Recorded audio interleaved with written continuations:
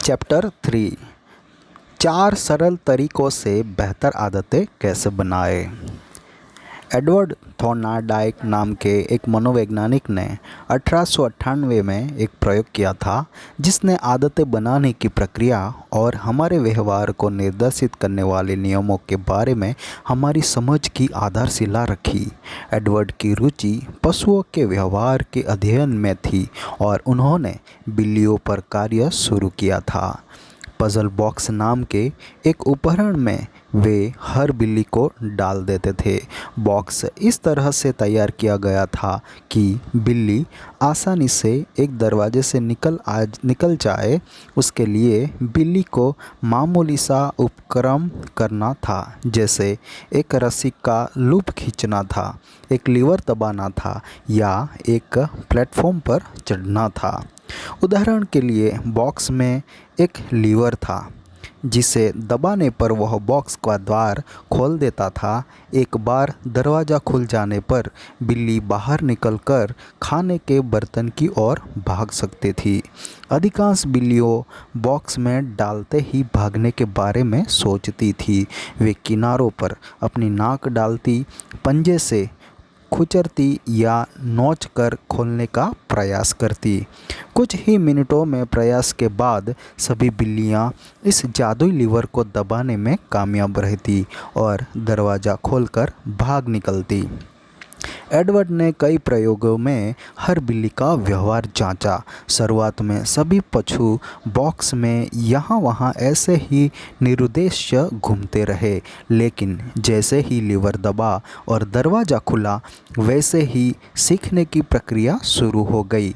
धीरे धीरे हर बिल्ली लीवर दबाने के एक्शन से जुड़ चली गई, क्योंकि उन्हें बॉक्स के बचकर भागने और खाना खाने का पुरस्कार मिल रहा था।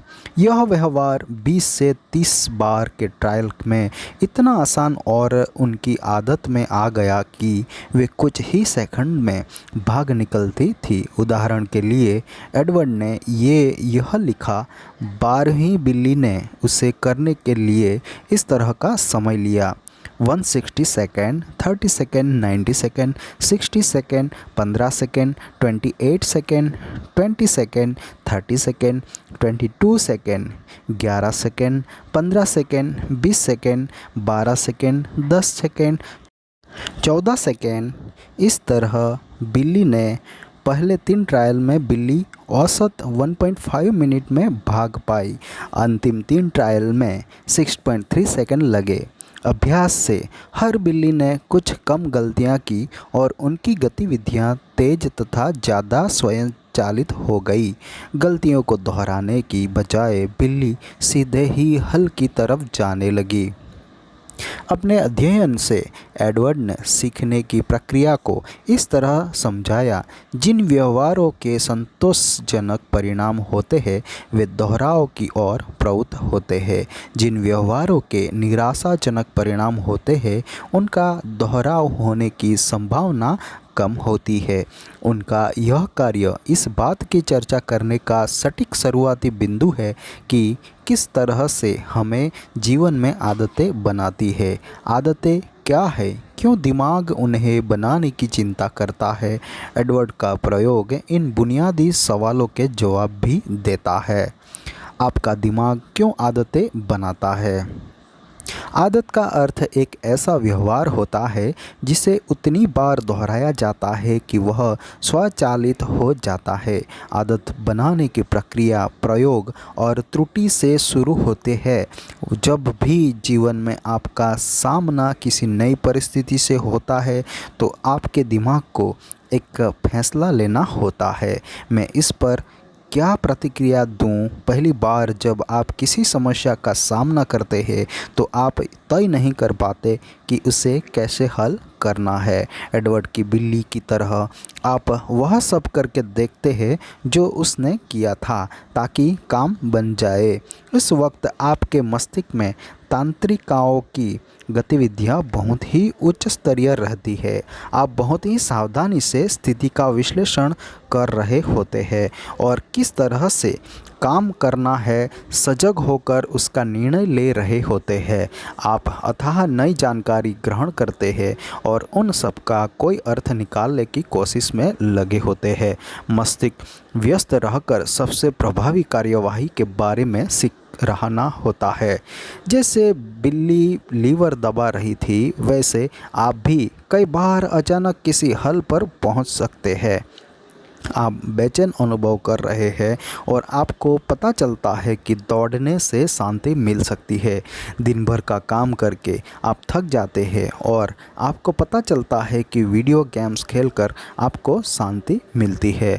आप खोजते जाते हैं, खोजते जाते हैं, खोजते जाते हैं और फिर आपको अचानक कोई बड़ा पुरस्कार मिलता है।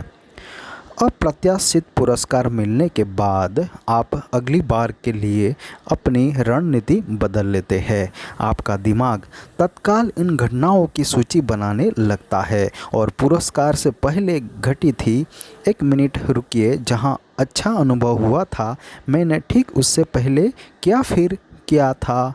सभी मानवीय व्यवहारों के पीछे यही फीडबैक लूप होता है। प्रयास करना, विफल होना, सीखना, अलग अलग तरह से कोशिश करना। अभ्यास से व्यर्थ की गतिविधियों निकल जाती है और सार्थक प्रयास जोरदार तरह से काम करने लगते हैं। आदत बनाने की यह प्रक्रिया है। जब भी आप किसी समस्या से बार बार दो चार होते हैं तो आपका मस्तिष्क उसे हल करने की प्रक्रिया को स्वचालित करने लगता है। आपकी आदतें आपके द्वारा नियमित रूप से झोली जा रही समस्याओं और तनावों के स्वचालित हल की एक श्रृंखला होती है। व्यवहार वैज्ञानिक जेसन रेहा लिखते हैं, हमारे माहौल में बार बार सामने आ रही समस्याओं के विश्वसनीय ही हल आदत देते हैं। जैसे ही आदतें बन जाती है, मस्तिष्क में गतिविधियां घट जाती है। आप उन संकेतों से आत्मसात कर लेते हैं जो सफलता की भविष्यवाणी करते हैं और शेष अन्य बातों की अनदेखी कर देते हैं। जब भविष्य में उस तरह की समस्या उत्पन्न होती है तो आपको सटीक रूप से पता होता है कि क्या करना है। किसी स्थिति के हर पक्ष का विश्लेषण करने की आवश्यकता नहीं रह जाती। आपका मस्तिष्क और त्रुटियों की प्रक्रियाओं को छोड़ देता है और मानसिक नियम को रचता है। यदि यह है तो फिर हल वह है। जब भी समस्या उपयुक्त हो तब इस संज्ञानात्मक कथानक का पालन स्वयंचालित रूप से किया जाता है। अब आप जब भी तनाव अनुभव करेंगे, वैसे ही आप में दौड़ने की इच्छा होगी। जैसे ही आप काम में लौटेंगे, आप हाथ में वीडियो गेम कंट्रोलर उठा लेंगे, एक विकल्प जिसके लिए कभी कोशिश करनी पड़ती थी। जब वह स्वयंचालित हो गया है, आदत ढल चुकी है। आदतें मानसिक शॉर्टकट होती है जो अनुभव से सीखी जाती है। एक अर्थ में एक आदत उन कदमों की स्मृति है जो पहले किसी समस्या को हल करने के लिए आपने अपनाए थे। जब भी स्थितियां सही रहती है तो आप इस स्मृति को स्वयंचालित रूप में समस्या पर लागू करने के उसे हल कर लेते हैं। मस्तिष्क भूतकाल को इसलिए याद कर लेता है ताकि उसे बेहतर ढंग से पता रहे कि भविष्य में क्या काम आएगा। यही उसका प्राथमिक कारण है। आदतों का बनना आश्चर्यजनक रूप से बहुत उपयोगी होता है क्योंकि चेतन मन को मस्तिष्क का अवरोध माना जाता है। चेतन मन एक बार में एक समस्या पर ही ध्यान दे सकता है। उसी के फलस्वरूप आपका मस्तिष्क हमेशा आपके सजग ध्यान का भंडारण करके रखता है ताकि सबसे ज़रूरी कार्य में उसे लगा सके। जब भी संभव होता है, चेतन मन को अचेतन मन को कार्य सौंप देना पसंद होता है जिससे वह उसे स्वयंचालित रूप से कर सके। आदत बन जाने के बाद सटीक रूप से यही होता है। आदतों के कारण संज्ञानात्मक भार कम होता है और मानसिक क्षमता मुक्त हो जाती है ताकि अन्य कार्यों पर आप अपना ध्यान केंद्रित कर सकें। क्षमता होने के बावजूद कुछ लोग आदतों के लाभ के बारे में अचरज करते हैं। तर्क यह होता है, क्या आदतें मेरे जीवन को सुस्त कर देगी? मैं अपने आप को ऐसी जीवन शैली में नहीं ढाल सकता जिससे मैं रस न ले सकूं? क्या उस तरह का रूटीन जीवन की संवत्ता और सहजता खत्म नहीं कर देता? मुश्किल से ऐसा होता हो। इस तरह के सवाल एक झूठा विभाजन खड़ा कर देते हैं। वे आपको सोचने पर मजबूर कर देते हैं कि आदतों को बनाने और स्वयं संग रहने में से ही किसी एक को चुने। वास्तव में दोनों ही एक दूसरे के सहयोगी और पूरक है। आदतें कभी स्वतंत्रता में रुकावट नहीं डालते हैं, वे तो स्वतंत्रता का सर्जन करते हैं। वास्तव में जिन लोगों की किसी तरह की आदतें नहीं होती है, उन लोगों के पास कम से कम स्वतंत्रता होती है। अच्छी वित्तीय आदतों के बिना आप हमेशा हर डॉलर के लिए कठिनाई झेलेंगे। सेहतमंद आदतें न होने पर आप हमेशा ऊर्जा की कमी महसूस करेंगे। सीखने की अच्छी आदतें के अभाव में आप हमेशा पिछड़ा हुआ अनुभव करेंगे। हमेशा ही यदि आपको मामूली कामों जैसे मैं एक्सरसाइज कब करूं, मैं लिखने कहाँ जाऊं, मैं बिलों का पैसा कब जमा करूं आदि के लिए भी फैसले लेने की नौबत आ जाए तो समझ लीजिए कि आपको स्वतंत्र रहने का समय नहीं मिल सकेगा।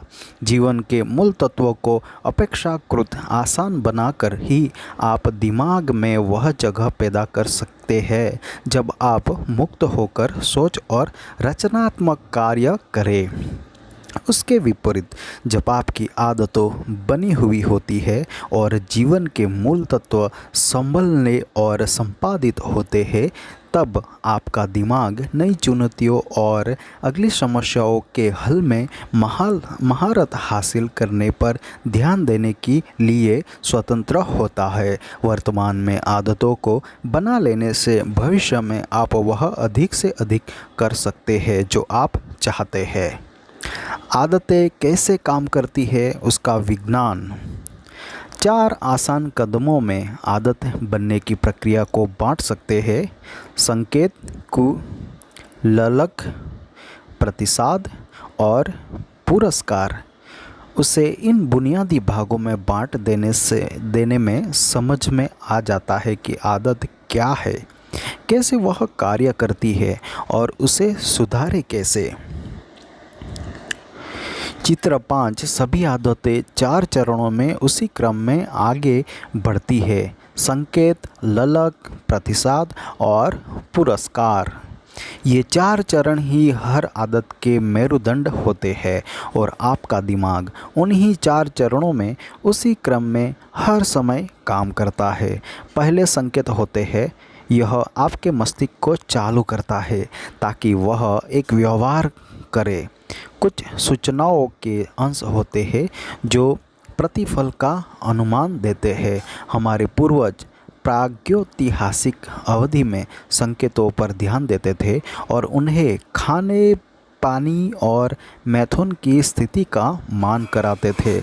आज हम अपना अधिक से अधिक समय उन संकेतों को समझने में लगाते हैं जो दूसरे स्तर के पुरस्कारों जैसे धन और प्रसिद्धि, शक्ति और हैसियत, प्रशंसा और स्वीकृति, प्रेम और मित्रता तथा निजी संतुष्ट का मान कराते हैं।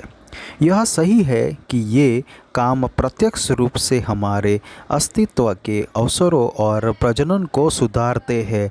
जो भी हम करते हैं, यह उसके पीछे का गहन उद्देश्य होता है।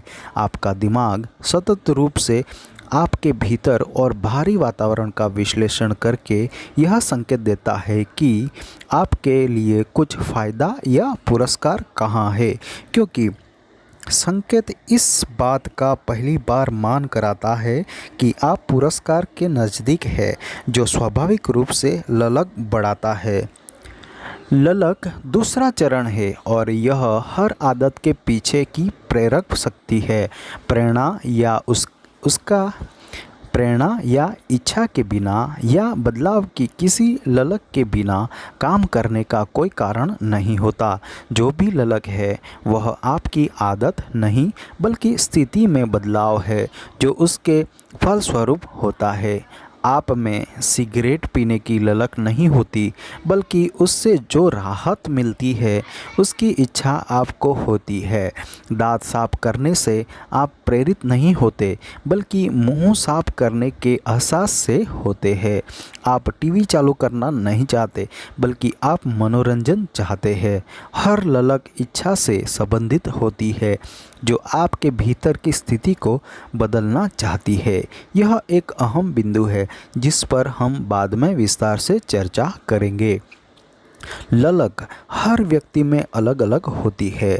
सिद्धांततः कोई भी सूचना आपकी ललक बढ़ा देती है, लेकिन व्यवहार में लोग एक तरह के संकेत से प्रेरित नहीं होते हैं। जुआरी के लिए स्लॉट मशीन की ध्वनि में वह बात होती है जो उसकी इच्छा को तीव्र करती है। कुछ लोगों के लिए जो कभी करार झुला लेते हैं, कैसीनो की ध्वनियाँ मात्र पीछे से होना वाला शोर रहती है। जब तक व्याख्या न हो तब तक संकेत व्यर्थ रहते हैं।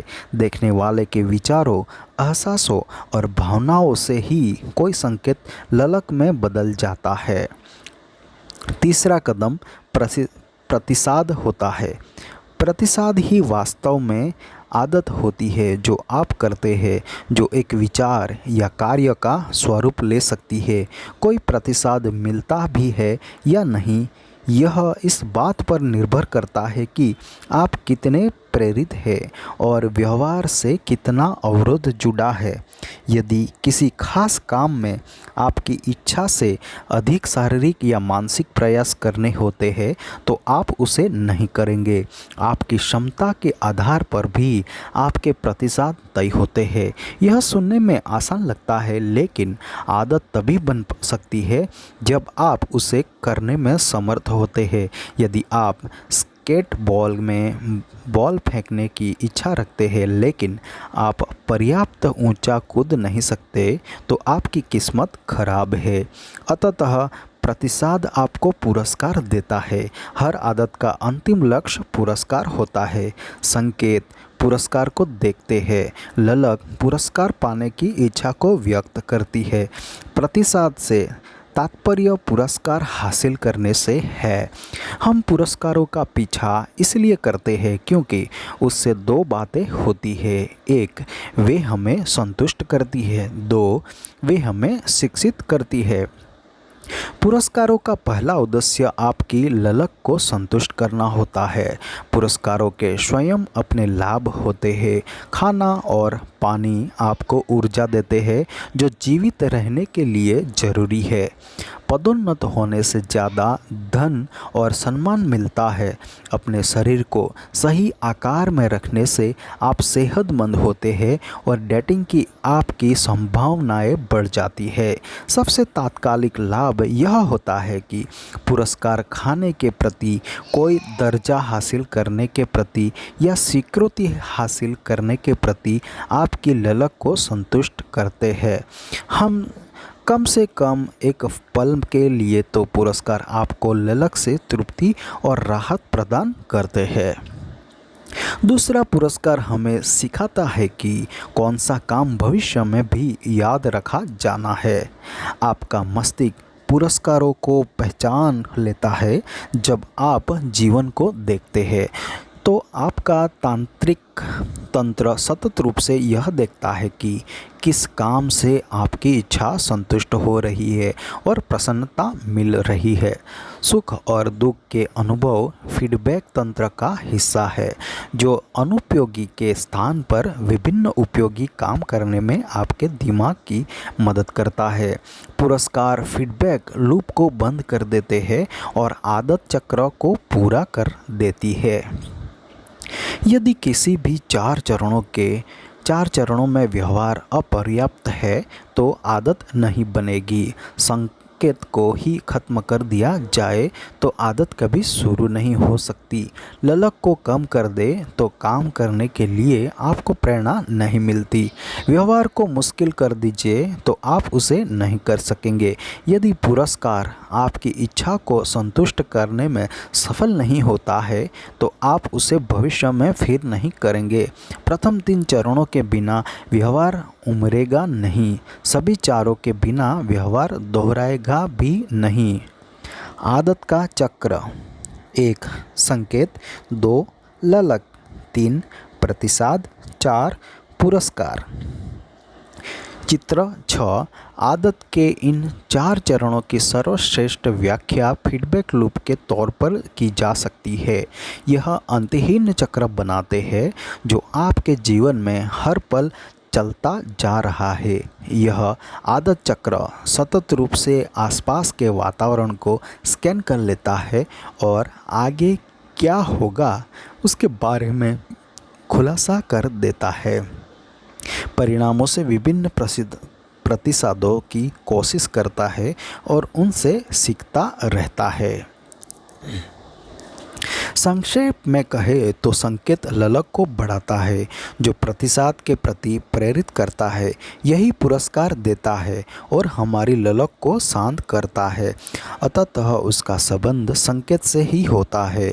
ये चारों चरण एक साथ एक न्यूरोलॉजिकल फीडबैक लूप बनाते हैं: संकेत, ललक, प्रतिसाद और पुरस्कार। संकेत, ललक, प्रतिसाद, पुरस्कार स्वचालित आदत की रचना करते हैं। उसी चक्र को हैबिट लूप कहते हैं। ऐसा नहीं है कि 4 कदमों की यह प्रक्रिया कभी कभार होती है, बल्कि यह अंतहीन फीडबैक लूप है जो आपके जीवित रहने तक हर पल एवं लगातार चलती रहती है और हर गतिविधि पर सक्रिय रहती है। मस्तिष्क लगातार आसपास के वातावरण को स्कैन करता रहता है और अनुमान लगाता है कि आगे क्या होगा। विभिन्न प्रतिसादों को ढूंढता है और परिणामों से सीख लेता है। समस्त प्रक्रिया कुछ क्षण में हो जाते हैं और हम उसे बार बार बिना सोचे समझे दोहराते हैं, जबकि हर चीज़ पूर्व के क्षणों में ही समाहित रहती है। इन चारों को हम 2 चरणों में विभिन्न कर सकते हैं: समस्या का चरण और हल का चरण। समस्या के चरण में एक संकेत तथा ललक होती है और आप समझ जाते हैं कि कुछ बदलने की ज़रूरत है। हल के चरण में प्रतिसाद और पुरस्कार आता है और यह तब होता है जब आप काम करते हैं और इच्छित बदलाव को हासिल कर लेते हैं। समस्या का चरण 1 संकेत और 2 ललक। हल का चरण 3 प्रतिसाद, 4 पुरस्कार। पूरा व्यवहार किसी समस्या को हल करने की इच्छा से चल रहा होता है। कभी कभी समस्या यह होती है कि आपको लगता है कि कोई चीज़ अच्छी है और आप उसे पाना चाहते हैं। कभी कभी समस्या आपके दर्द के आभास की होती है जिससे आप राहत पाना चाहते हैं। दोनों तरह से हर आदत का मकसद आपके सामने आई समस्या को हल करने का होता है। समस्या का चरण 1 संकेत, आपके फ़ोन पर कोई नया मैसेज आया। समस्या का चरण 2 ललक, आप उस मैसेज को जानने की इच्छा रखते हैं। हल का चरण 3 प्रतिसाद, आप फ़ोन उठाकर मैसेज देखते हैं। 4 पुरस्कार, संदेश पढ़ने की आपको ललक पूरी होती है। ईमेल का उत्तर दे रहे हैं, आप तनाव अनुभव करने लगते हैं और काम के बोझ से थके लगते हैं। आप खुद को नियंत्रण में रखना चाहते हैं। आप नाखून कुरदते लगते हैं। तनाव कम करने की आपको ललक संतुष्टि होती है। नाखून कुतरना ईमेल के जवाब से संबंध रहता है। पेज में जो टेबल है उसमें आप कुछ उदाहरण देख सकते हैं कि यह वास्तविक जीवन में कैसा दिखता है। सोचिए कि आप डार्क रूम में जाते हैं और लाइट का स्विच चालू करते हैं। आपने उसे आदत के रूप में इतनी बार किया है कि यह आप बिना सोचे कर देते हैं। आप चारों चरणों को क्षण भर में पूरा कर लेते हैं। कार्यवाही करने की तीव्र इच्छा बिना सोचे ही आपको प्रभावित कर देती है।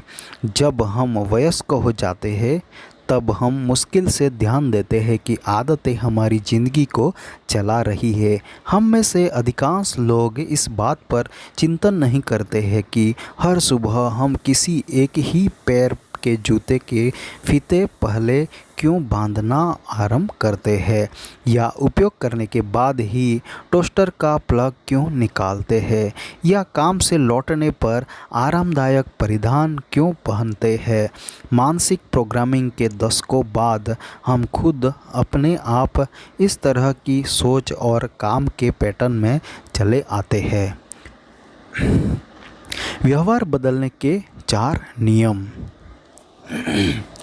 अगले अध्यायों में हम देखेंगे कि संकेत, ललक, प्रतिसाद और पुरस्कार कैसे बार बार लगभग हर इस बात को प्रभावित करते हैं जो हम हर दिन करते हैं, परंतु वह करने से पहले हमारे लिए यह जरूरी है कि हम इन 4 कदमों को व्यवहारिक संरचना में बदल दें ताकि हम अच्छी आदतों को बना सके और बुरी आदतों को ख़त्म कर सके।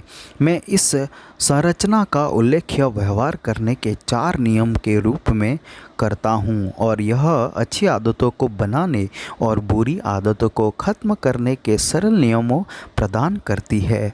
आप हर नियम को एक लीवर जैसा मान सकते हैं जो मानव व्यवहार को प्रभावित करता है।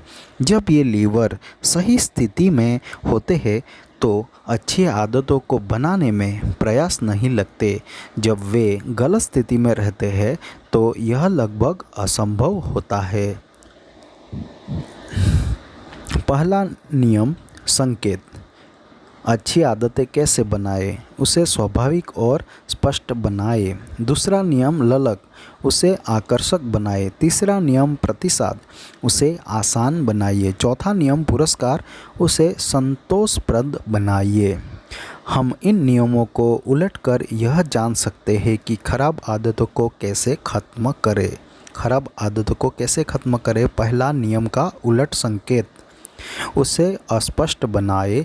दूसरे नियम का उलट, ललक, उसे अनाकर्षक बनाइए। तीसरे नियम का उलट, प्रतिसाद, उसे कठिन बनाइए। चौथे नियम का उलट, पुरस्कार, उसे असंतोषकारक बनाइए। मेरे लिए यह दावा करना गैर जिम्मेदाराना होगा कि ये 4 नियम किसी भी मानव व्यवहार को बदलने की संपूर्ण संरचना है, लेकिन मैं सोचता हूँ कि ये उसके बहुत आसपास है। आप जल्दी ही देखेंगे कि व्यवहार परिवर्तन के ये 4 नियम खेल से लेकर राजनीति, कला से लेकर दवाओं, कॉमेडी से लेकर प्रबंधन तक लगभग हर क्षेत्र पर लागू होते हैं। चाहे आप किसी भी चुनौती का सामना कर रहे हो, इन नियमों को प्रयोग में लाया जा सकता है। हर आदत के लिए पूरी तरह अलग तरीका अपनाने की ज़रूरत नहीं है। जब भी आप अपने व्यवहार में परिवर्तन चाहें तो आप स्वयं से आसान सवाल पूछ सकते हैं। नंबर 1, मैं उसे कैसे स्पष्ट बना सकता हूँ। नंबर 2, मैं उसे कैसे आकर्षक बना सकता हूँ। नंबर 3, मैं उसे कैसे आसान बना सकता हूँ। नंबर 4, मैं उसे कैसे संतोषप्रद बना सकता हूँ। यदि आपने कभी सोचा हो कि मैं वह क्यों नहीं करता जो मैं कहता हूँ कि मैं करने जा रहा हूँ, मैं क्यों वज़न कम नहीं कर पा रहा, या सिगरेट पीना बंद नहीं कर रहा हूँ, या सेवानिवृत्ति के लिए पैसा नहीं बचा रहा हूँ, या अलग से कोई कारोबार क्यों नहीं कर रहा हूँ, किसी चीज़ को मैं क्यों अहम कहता हूँ लेकिन मैं उसके लिए कभी समय नहीं निकाल पाता, तो इन सवालों के जवाब इन 4 नियमों में ही कहीं मिल सकते हैं। अच्छी आदतों को बनाने और खराब को ख़त्म करने की कुंजी इन मूलभूत नियमों को समझने और अपने अनुसार उनमें बदलाव करने में छिपी है। हर लक्ष्य विफल होगा यदि वह मानव के मिजाज के विपरीत होगा। जीवन में जो तंत्र है उनके अनुसार आपकी आदतें बनती है। बाद के अध्यायों में हम इन नियमों पर एक एक के बाद चर्चा करेंगे और बताएंगे कि आप किसी तरह से एक ऐसी प्रणाली बनाने में उनका प्रयोग कर सकते हैं जिनमें उस अच्छी आदतें स्वाभाविक तौर पर उम्रे और खराब आदतें लुप्त हो जाए। अध्याय का सार। आदत वह व्यवहार है जिसे कई बार दोहराया गया है, जिसके चलते वह अपने आप होती है। आदतों का मूल्य उद्देश्य जीवन की समस्याओं को हल करना होता है जिसमें कम से कम ऊर्जा और प्रयास करने पड़े। किसी भी आदत को फीडबैक लूप में बांटा जा सकता है जिसमें 4 कदम होते हैं: संकेत, ललक, प्रतिसाद और पुरस्कार। व्यवहार बदलने के 4 नियम सरल नियम हैं जिन्हें हम अच्छी आदतों को बनाने के लिए उपयोग कर सकते हैं। उनमें से ये है: 1. उसे स्पष्ट बनाइए। 2. उसे आकर्षक बनाइए। 3. उसे आसान बनाइए और 4. उसे संतोषप्रद बनाइए। चार्ल्स हुइडी की पुस्तक पावर ऑफ हैबिट के पाठक इन शब्दों को समझ लेंगे।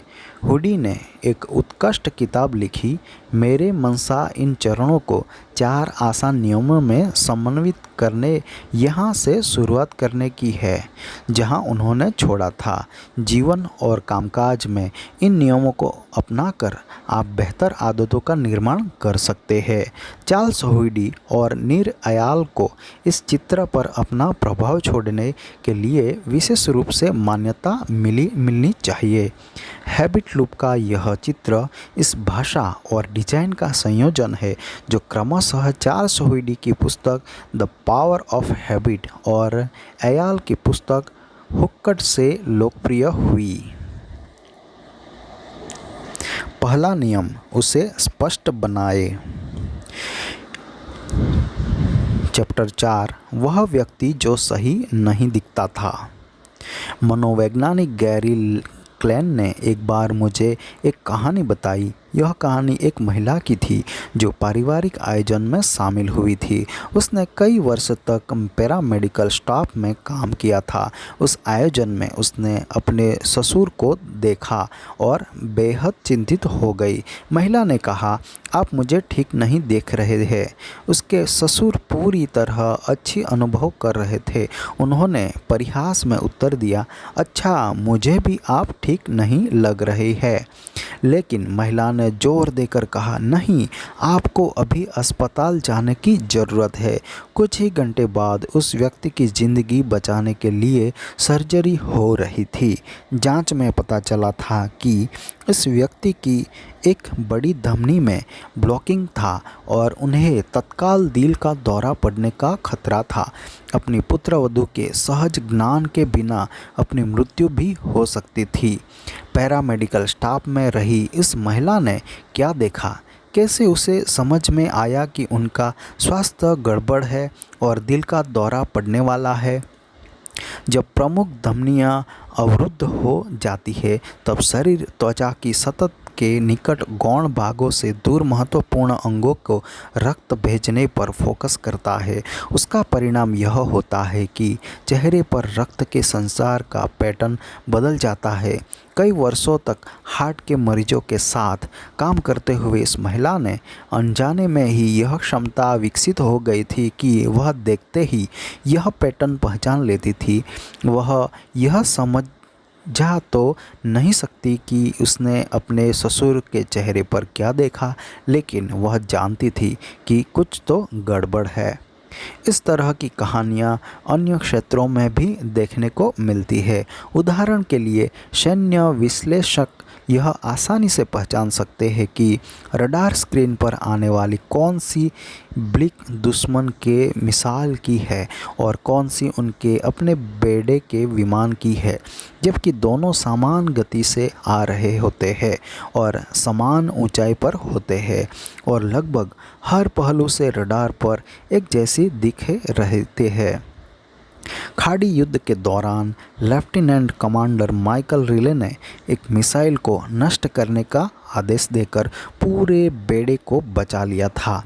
जब भी यह रडार पर उनके अपने विमान जैसा ही दिखाई दे रहा था, उन्होंने उचित फैसला लिया, लेकिन उनके आला अफसर भी यह नहीं समझ सके कि उन्होंने यह कैसे कर दिखाया था।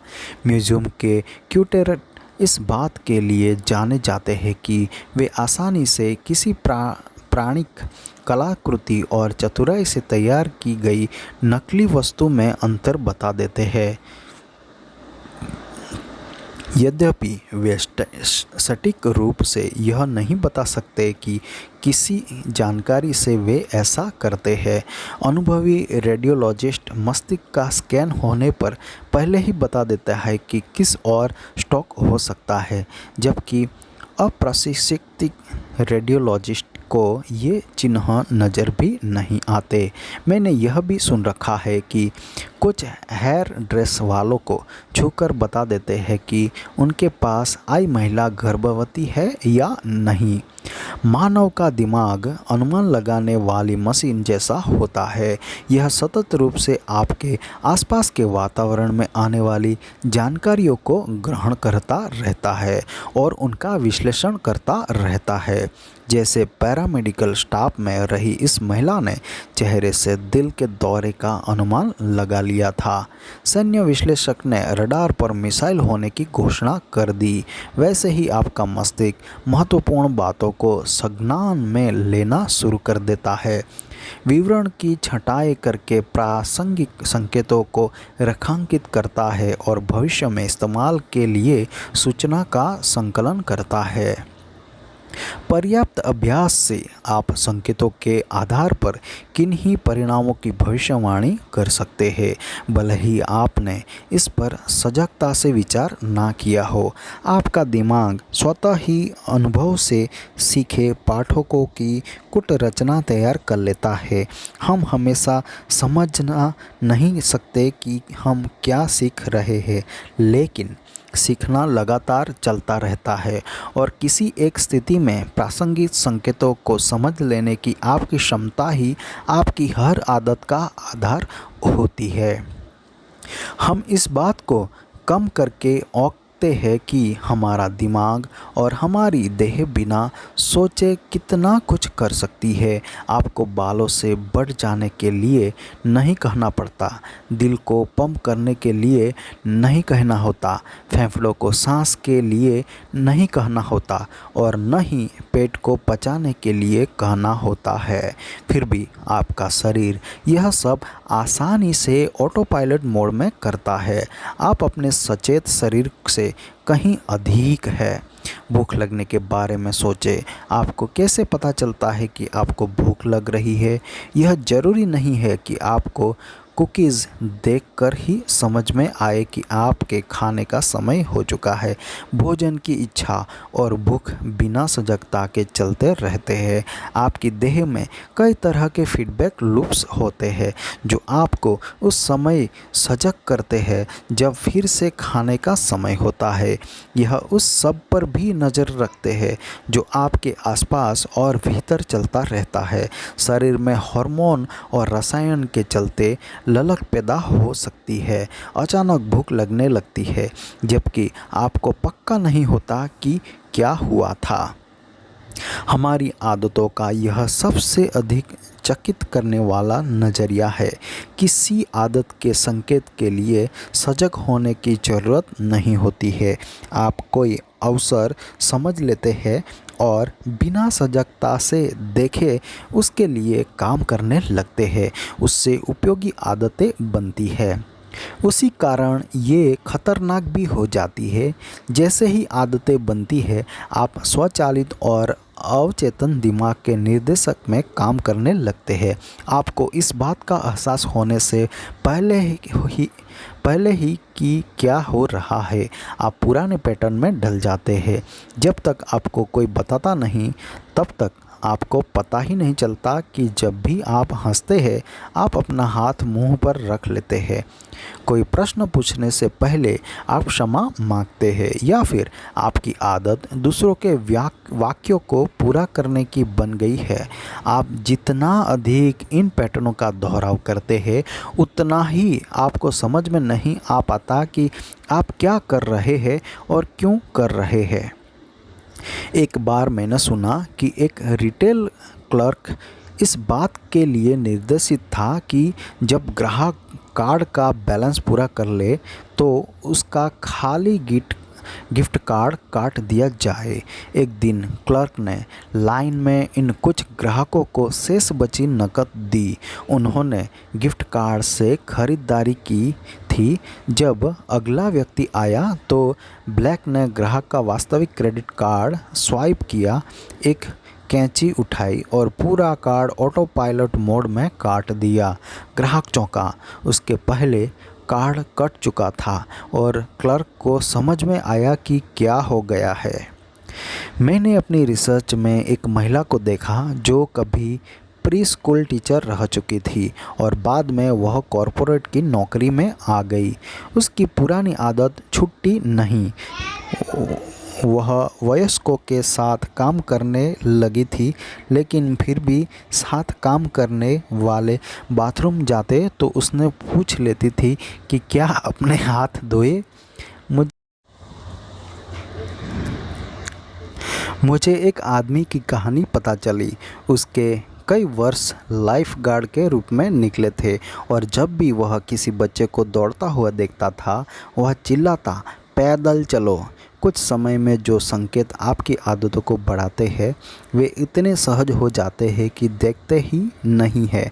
किचन के काउंटर पर ट्रीट, पलंग के करीब रिमोट कंट्रोल, जेब में फ़ोन, इन संकेतों के प्रति हमारे प्रतिसाद इतनी गहराई से रच जाते हैं कि ऐसा लगने लगता है कि भीतर से कोई काम कर रहा है। इस कारण हमें व्यवहार में बदलाव की प्रक्रिया सजगता से शुरू करनी चाहिए। प्रभावी तरीके से नई आदतें बनाने से पहले हमें वर्तमान आदतों का प्रबंधन सीखना चाहिए। यह सुनने की बजाय करना ज़्यादा चुनौतीपूर्ण हो सकता है, क्योंकि एक बार आदत ने जीवन में जड़ बना ली तो यह ज़्यादातर मामलों में अचेतन और स्वचालित हो जाती है। यदि कोई आदत बिना दिमाग लगाए हो रही हो तो आप उसे सुधारने की उम्मीद नहीं कर सकते। मनोवैज्ञानिक कार्ल युंग ने कहा था, जब तक आप अचेत को चेतन नहीं बनाते, तब तक यह जीवन को निर्देशित करना और आप उसे भाग्य कहने लगेंगे। आदतों का रिकॉर्ड कार्ड।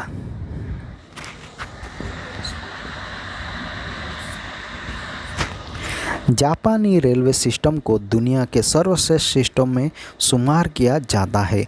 यदि आप टोक्यो में कहीं ट्रेन से जा रहे हैं तो आप कंडक्टरों में एक विशेष आदतें देखेंगे। जैसे हर ऑपरेटर ट्रेन चलाता है, वे एक रीति के तरह आगे बढ़ते हैं। उसमें विभिन्न चीज़ों को देखकर कमांड बोले जाते हैं। जब ट्रेन सिग्नल के पास रुकती है तो ऑपरेटर उसके बारे में बताते हैं और कहते हैं, सिग्नल हरा है।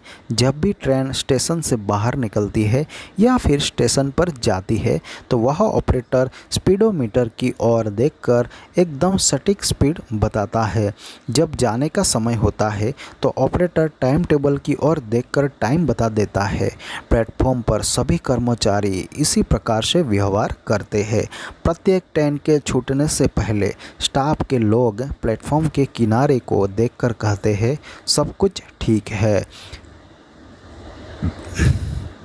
हर बारीक सूचना की पहचान की जाती है, उसकी तरह इशारा किया जाता है और उसका नाम जोर से बोला जाता है। इस प्रक्रिया को पॉइंट एंड कॉलिंग कहते हैं। यह सुरक्षा तंत्र है जो गलतियां कम करता है। यह मूर्खतापूर्ण लगता है, लेकिन यह बहुत अच्छे तरह से काम करता है। पाइटिंग एंड कॉलिंग से गलतियां 85% और दुर्घटनाएं 30% कम हो चुकी है। न्यूयॉर्क सिटी के एमटीए सबवे सिस्टम ने एक इसका संशोधन स्वरूप बनाया है। यह पॉइंट ओनली है और उसके क्रियान्वयन के 2 वर्ष में गलतियों से होने वाले सबवे की दुर्घटनाएं 57% कम हो चुकी है। पॉइंटिंग एंड कॉलिंग बहुत प्रभावशाली है क्योंकि यह सजग होने का स्तर अवचेतन आदत से ज़्यादा चेतना के स्तर तक बढ़ा देता है, क्योंकि ट्रेन ऑपरेटर अपनी आँखों, हाथों, मुंह और कानों का उपयोग करते हैं। कुछ भी गलत होने से पहले वह समस्या को बता देता है। मेरी पत्नी भी ऐसा ही करती है।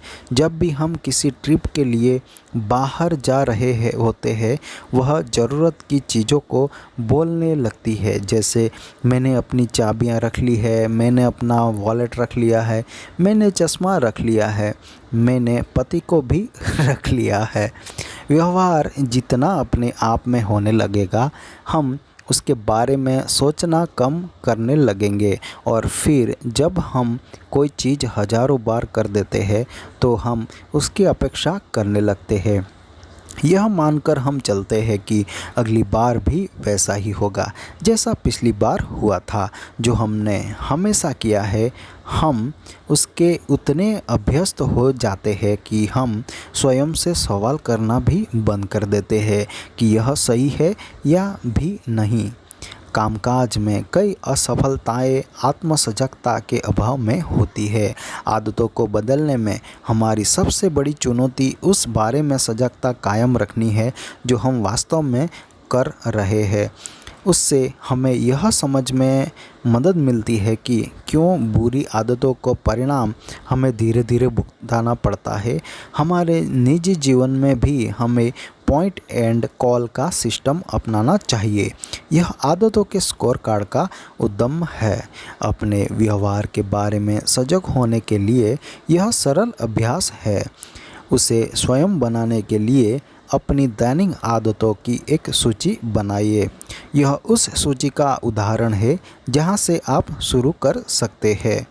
उठना, दांत साफ करना, अलार्म बंद करना, दांतों को लाश करना, फ़ोन देखना, डिओडोरेंट लगाना, बाथरूम जाना, टॉवेल सूखने डालना, खुद का वज़न लेना, नहाना, ड्रेस पहनना, एक कप चाय बनाना इत्यादि।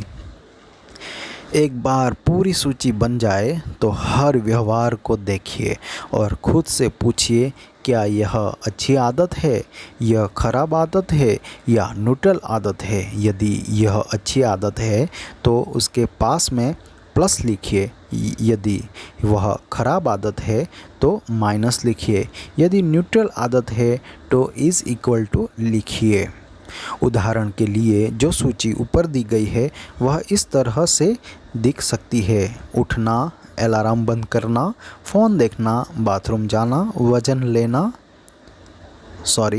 उठना इज़ इक्वल टू अलार्म बंद करना इज़ इक्वल टू फ़ोन देखना, माइनस बाथरूम जाना इज़ इक्वल टू वज़न लेना, प्लस स्नान करना, प्लस दांत साफ करना, प्लस दांतों को लाश करना, प्लस डिओड्रेंट लगाना, प्लस टॉवेल सूखने डालना इज़ इक्वल टू ड्रेस पहनना इज़ इक्वल टू एक कप चाय बनाना, प्लस किसी खास आदत को आप जो भी अंक देंगे वह आपकी स्थिति और लक्ष्य पर निर्भर करेगा। कोई व्यक्ति जो वज़न कम करना चाहता है वह हर सुबह पीनट बटर के साथ बैंगल खाता है, जो एक खराब आदत है। लेकिन जो व्यक्ति अपने वज़न में इजाफा चाहता है और मांसपेशियां बढ़ाना चाहता है, उसके लिए यह व्यवहार अच्छा हो सकता है। यह सब निर्भर करता है कि आप किस दिशा की ओर काम कर रहे हैं। आदतों की स्कोरिंग अन्य कारण से भी बहुत जटिल होती है। दोनों अच्छी और बुरी आदतों के लेबल मामूली रूप से त्रुटिपूर्ण रहते हैं। कोई आदत अच्छी और बुरी नहीं होती, आदतें बस प्रभावी होती है। वे समस्याएं हल करने के लिए प्रभावी रहती है। हर आदत किसी न किसी रूप में आपकी सेवा करती है, भले ही वे बुरी आदत हो, इसलिए तो आप उन्हें दोहराते हैं। इस अभ्यास के लिए आदतों को श्रेणीबद्ध किया जाए ताकि वे किसी भी प्रकार से लंबी अवधि में आपको फ़ायदा पहुंचाए। आमतौर पर कहते हैं कि अच्छी आदतों का परिणाम सकारात्मक रहता है, खराब आदतों का परिणाम खराब होता है। हो सकता है कि सिगरेट पीने से अभी आपका तनाव कम हो, इस तरह से ये आपकी सेवा कर रही है, लेकिन यह लंबी अवधि से सेहतमंद व्यवहार नहीं रह पाएगा।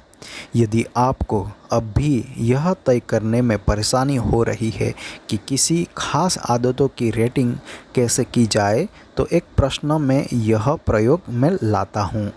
क्या यह व्यवहार मुझे वह बनने में मदद करेगा जो मैं बनना चाहता हूँ? क्या यह आदत मेरी इच्छित पहचान के पक्ष में या खिलाफ वोट देती है?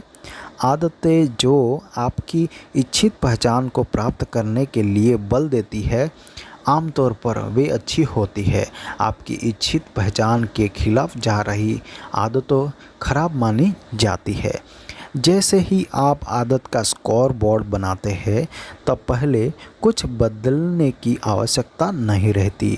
लक्ष्य सिर्फ यह देखना होता है कि वास्तव में चल क्या रहा है।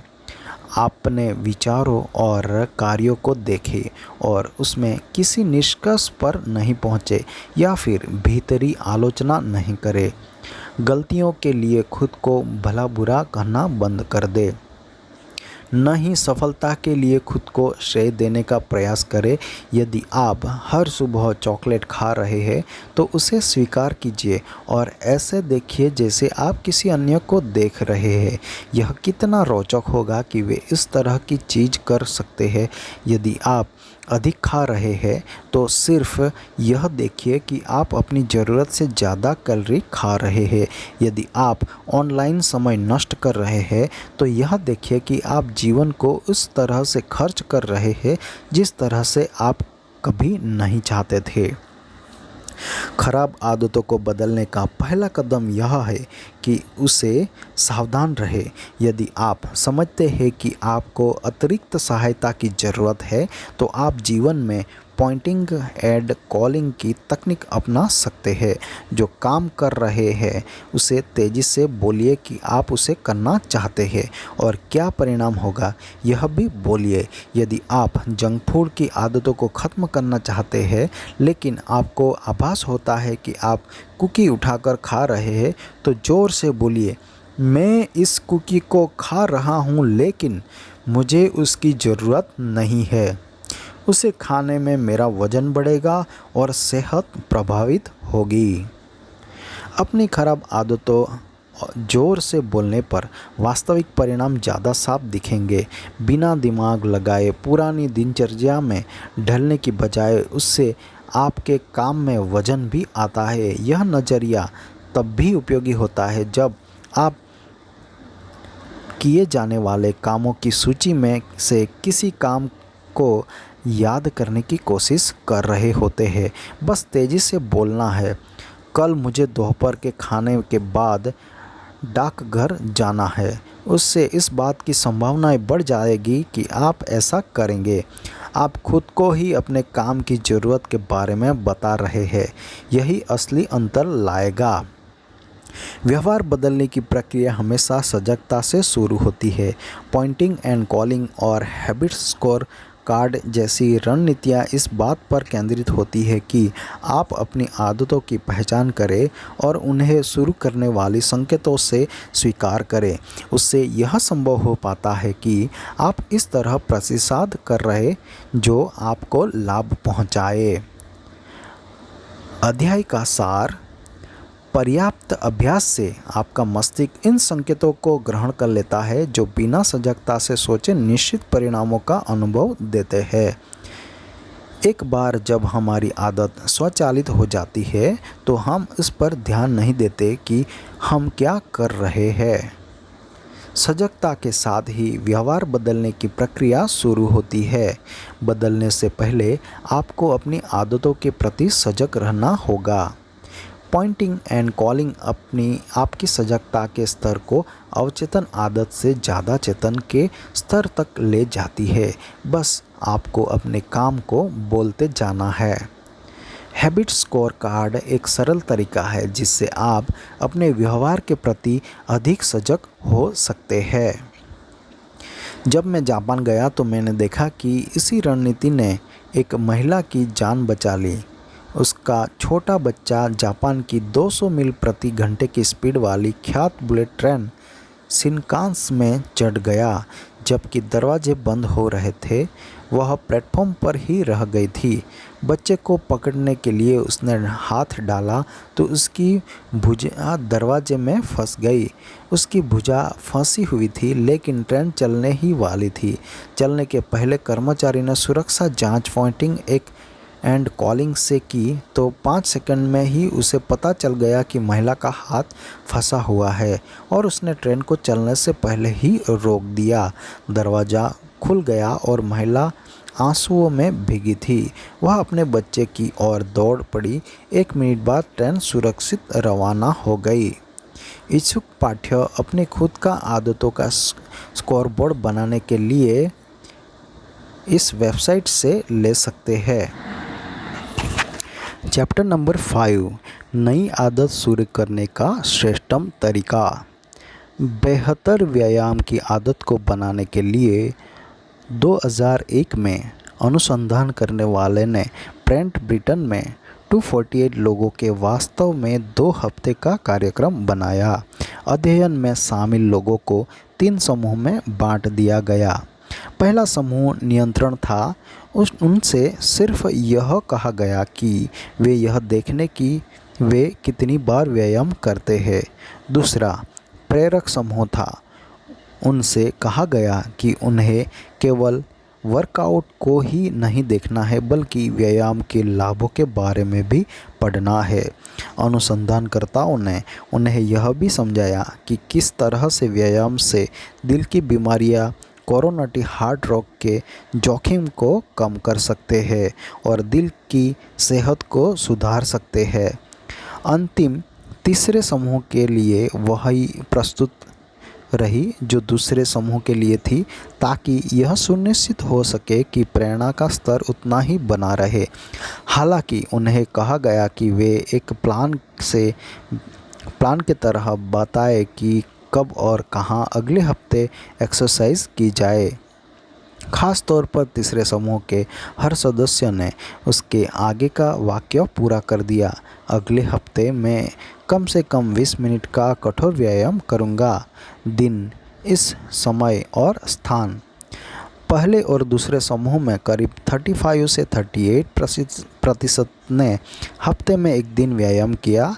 दिलचस्प बात यह रही कि प्रेरक प्रस्तुत से दूसरे समूह के व्यवहार में कोई अर्थपूर्ण बदलाव नहीं देखने को मिला, लेकिन 91% लोग जो तीसरे समूह के थे, उन्होंने हफ्ते में 1 दिन सामान्य से दोगुना व्यायाम किया।